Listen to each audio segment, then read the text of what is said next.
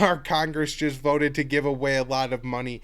But maybe the most offensive vote wasn't the massive NDAA that just passed the House of Representatives, but the vote to give $1 billion to Israel to fund the Iron Dome. So let's break this down, Will.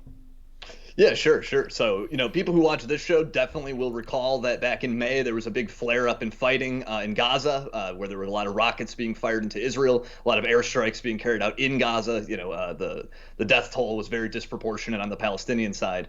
However, throughout all that fighting, it kind of depleted, apparently, the Iron Dome system. It used a lot of the interceptor missiles that thing uses. And so the House now, I think on Thursday, just passed this bill that basically, as you said, sets aside $1 billion for Israel to help to replenish the Iron Dome. Um,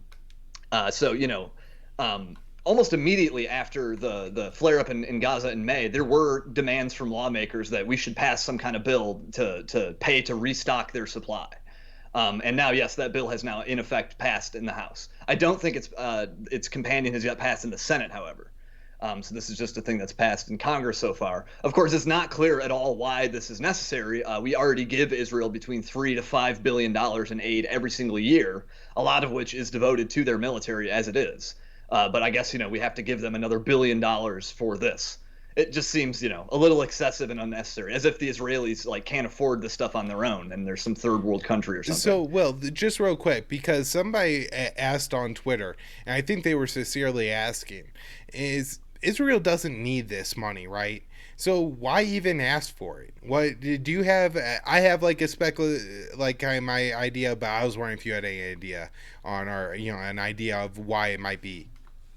I mean, I just assume it's the general trend within American politics. There's especially within the Republican Party, I believe Tom Cotton was one of the first senators to float the idea that we should replenish the Iron Dome system. So I just took it as being just a big sop to Israel, as it's so many other things, like the $5 billion in aid we give them is just sort of part of that. I'm curious to hear what your theory might be on that, though. Yeah, I think that's a big part of it. Basically, it's a political win that our representatives think giving $1 billion of our money away to Israel is going to be good when they could go back home and say that we're defending the great Jews from the terrorists.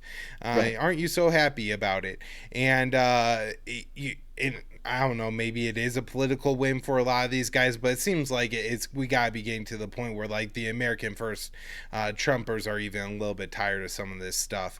But the thing that I think is maybe a little bit bigger is there's the narrative in the U.S. that Israel is our little brother in the Middle East, and it's the lone democracy in the Middle East, and it's our duty to protect it, and that this is a very easy way to feed into that narrative. I mean, the propaganda hits on every level. This is an Iron Dome, Will. How is an Iron Dome anything but defensive, right? This Right. is just because the terrorist Muslims just keep firing rockets over the border, and the only thing that the Israelis could do is defend with the Iron Dome, and they needed America to help with that. And so I think that there's a little bit of a deeper thing there, where they really need to ingrain it in American culture that Israel needs the U.S. because it certainly couldn't continue the occupation and the apartheid for long without it.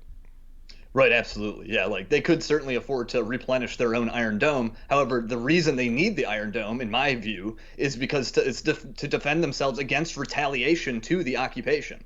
So, if you go out and do a bunch of violent stuff to people, and then you feel the need to protect yourself because from their retaliation, I don't know, yeah, that still is technically self-defense, but if you're out there provoking it in the first place, then maybe it's not exactly that defensive. And But we've yeah, made this argument before with Yemen and stuff like that. I think it's pretty clear that if you go to your neighbor's house every day and steal something from him, and then you go to his door and he calls the police, and the police keep telling you to go home and that they'll get your stuff back, but they never bring it back. Eventually, that cop is helping that guy rob you. yeah, exactly. Yeah. All Yeah, right. so that you can see that the same way as continued American funding, even for allegedly defensive things like the Iron Dome. And I mean, with this thing, this is expensive. These missiles are very expensive. The numbers kind of vary depending on whose estimate you're looking at, but for each Tamir interceptor missile that's used by the Iron Dome, I think it's between $20 and $100,000 as the price estimate. So basically, your and my yearly salary is just pissed away every single time they use one of these things. It's And a lot of money. how much do you think those rockets cost that Hamas is firing off? Because I Right. think almost all of them are unguided. I don't know Yeah, the how many Qassam guided rockets. rockets that they actually fire. It's not very many. Right, right. But these Tamir interceptors, they're quite expensive, and it's really not clear why the American taxpayer is expected to cover those costs. But nonetheless, we probably will. I expect this will not have much trouble passing in the Senate. However, one thing about this Iron Dome bill, it was initially folded into this bigger spending package. But there was this group of Democrats in the House who had objected to this and said that it should not be part of that bigger bill. And so they did successfully get it pulled out of that to be a standalone thing. And that is what ended up passing on Thursday. However, one of the Democrats who had pushed to remove that Iron Dome bill from the bigger spending thing was Alexandria Ocasio-Cortez, AOC, the New York Democrat who's supposed to be this big progressive. I think she's even referred to herself as a democratic socialist. So, given that, you would think that, she would have voted against the Iron Dome, right? Like, or this bill. Like, if it was so controversial and objectionable that it couldn't be included in the bigger spending package, then surely it's worth voting against, one would think. But actually, no. At the very last minute, AOC decided to change her no vote to a present vote, inexplicably. Present just sort of means it's like neutral. It doesn't go against or for the bill. I don't know. I guess presumably to avoid angering the Israel lobby.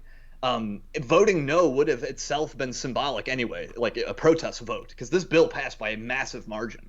It was like 420 to 9 or something. But the fact that AOC can't even do this, I think just says a lot. I think just like about her, how much does she really care about the Palestinians, despite constantly invoking them and talking about having solidarity and supporting them and all this crap. And she can't even do this like symbolic thing that required just a little bit of courage. It should be noted most other members of the so-called squad, like Rashida Tlaib, Ilhan Omar, Ayanna Pressley, they did vote against this bill, and good on them for that. And I think massively to his credit, Thomas Massie was the sole Republican to vote no on this. So this square Republican from Kentucky is apparently a better ally to the Palestinians and a better progressive than this Democratic Socialist AOC is. So I just thought the whole thing was kind of a farce. However, it got even worse on Friday because then AOC, I actually wrote up an article about this. People, if they're watching the video version, can see that on screen. But on Friday, AOC put out this gigantic 900-word statement trying to explain this last-minute change of her vote. And it was just a disaster. Like nowhere in this entire gigantic essay does she actually explain why she changed her vote, despite listing all these reasons why this bill was worth opposing. The whole thing was just cringeworthy and embarrassing. I feel embarrassed on her behalf. Like, I occasionally do agree with some of the stuff AOC says. Some of the stuff about police, I think she's right about. The Palestinians, I think she's often right. But at this point, to me, it is pretty clear that she is just a damn Democrat. She does not have principles. All of her rhetoric about solidarity with the Palestinians and with oppressed people, it is purely performative. It is all part of just advancing her career and building this image as being this progressive champion. And I think all of that is really on display with this Iron Dome bill. Yeah, well, fantastic breakdown of all of this. And I guess one thing worth adding, especially on the AOC piece in particular, is one of the things that happened when Tulsi Gabbard voted president on the first Donald Trump impeachment. Yep, AOC went after her and that's said right. not only was it inappropriate to not vote president on that, but that it was inappropriate to ever vote president on any bill. And she's Right. now done it a few times, and I think the last time was on the Capitol police spending bill, in which case her vote would have made a real difference. And where this one was just symbolic, and she should have gotten it right, that one was important, and she got it wrong, in that really really. Is the reason why she's kind of useless. Now again, one of the things about this will that's really important, right, is we saw something in the first on the first go around of this, right, where if Republicans don't support something and the squad doesn't support something, then it doesn't have enough votes to get passed. And so while there's probably not a whole lot of things the squad and Republicans agree on, because of political reasons, the Republicans are going to oppose various things that the Democrats want. And so it should be very easy for the squad to elicit concessions from the Democratic leadership on issues like this. And, you know, it's very obvious that particularly AOC is unwilling to do it. You know, one of the things about it, Will, that I'll just point out is that from the footage I watched, after, you know, before the vote, she's getting a lecture from Nancy Pelosi. And, well, I don't know if it's a lecture. That may be me assuming. But she's talking to Pelosi. And then when she gives the present vote, she's crying. That's right. And how shallow is it that you're going to like not have the courage to do something and then you're gonna like cry about it? Like you know what I mean? Like, if you're gonna be a bad person, just be a bad person. Like, you know, don't pretend to actually care. You know, I did actually try to read her letter, and she's talking about how like marginalized communities are pitted against each other, but she's playing into it. But with this vote, it's unbelievable. And but a lot of that letter is almost like the response she gave, I think it was earlier in 2021, but it may have even been a whole year ago now, where somebody asked her about like the two-state solution. She starts going on about the how and the why. Yeah, and dude, the how is really as much important as the what and stuff like this, where a lot of times it goes to show that she's an absolute know-nothing on foreign policy. And you know, this should be a pretty easy issue for her. Like, you know, according to her, you know, we're supposed to talk to people in marginalized groups. Well, you know, she is sitting next to Alan Omar, who's a Muslim woman, and Rashid Tlaib, who actually is, I don't think she was born in Palestine, but I think her grandmother lives in Palestine. Yeah, right? She's Palestinian by heritage, I think. Yeah. And like, you know, like, you should be able to articulate this based on who your apparent friends are, lady. And it's just absolutely disappointing. And more than that, it's wrong. And it's one of the reasons why, you know, you won't get anywhere voting for people like AOC. And right. I mean, I don't know. Thomas Massey's obviously better than her. Anything else on this particular Iron Dome issue, Will? No, I literally just wanted to say again, props to Thomas Massey for being the only Republican to vote against this thing. That took some courage, and I think, you know, that's great. I think he did a good job there. Oh, by the way, I think Jamal Bowman and Ro Khanna were both also voted yes on the Iron Dome bill, which is even worse than what AOC did from more people who should definitely know better. Remember, Bowman replaced Elliot Engel, who was, you know, one of the worst Israel hots in the entire House, and Bowman was supposed to be this radical change, and not so much, it turns out. No. And there was one other Democrat who voted president. I think he actually kind of gave AOC permission to do it. I think his name is Hank Johnson from Georgia, another Democratic rep. He voted president first, and then AOC started crying. It's like, okay, I guess that's what I'll do too. So there's another thing that happened in the House, and that was the NDAA for 2022 passed. That's the National Defense Authorization Act, is the Pentagon funding bill. It's not the entirety of our military funding for the entire year, but it's the bulk of it. This year, the House bill came in at $750 billion, $753 billion, I think, to be exact. There were two very, very important amendments that were voted on last Thursday or Friday. One to do with Syria and one to do with Yemen. The Syria one failed, and that was introduced by Jamal Bowman. So again, this guy should know better and seems to like be okay on some foreign policy stuff, but he's not. He put out a really weird tweet about it where like he said that the American people should decide what happens in Syria, not that Syrians should decide what happens in Syria, but his actual amendment was worded better, basically, you know, invoking kind of a war power situation to try to get Americans out of Syria. And then, of course, the Ro Khanna one actually calls for the U.S. to end all support for the Saudi war in Yemen.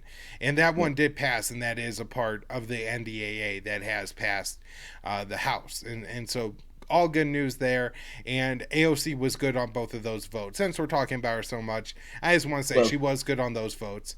Good for her, yeah. Right, but pretty much every mainstream I think 10 Democrats voted against each of those. So, you know, it wasn't like a radical vote or anything like that. But and just real quick, on the Syria thing, like, that is still relevant. Like, just last week, I think we bombed Idlib once. So, like, that is not just like a irrelevant issue. We're occupying 900 troops, Will. Yeah, the most lucrative areas of Syria. And I mean, that's right. unfortunately, they're not even talking about what really needs to happen with repealing the sanctions and stuff like that. But That's at right. least, Yeah, you the know, this Caesar is Act and all the military action. Now, I do want to talk about AOC one more time here today, Will. And that. no, Go it's for not her stupid dress, because we don't talk about that shallow shit here. But she did say when voting for the NDAA, again, authorizing $750 billion in defense spending, or war spending. it. Yeah, She says, what we should be doing is sticking to the plan, giving the President of the United States what he determines necessary for defense spending and not a dime more. And so, Will, she is actually saying that the exact right number of defense spending is $750 billion, but the Senate plan to include another 25 billion is just absurd. And this is like the old Tom Woods line where, you know, he'll say, like, they'll have you arguing whether the top tax bracket could be 31 or 35%, but anything else is too radical. I mean, this is just a perfect example of that, I think. yeah, yeah. Just like never, like you can never cut a single cent. It's unthinkable. How could we even possibly think of that? Now the debate is over how much it should grow. That's always the sort of the parameters of the debate is the rate of growth, not whether we should cut anything. Yeah, and you know, this is a growing defense budget. Even without the additional spending, this is Right. like Still a bigger. what 3% increase. They want a 5% increase.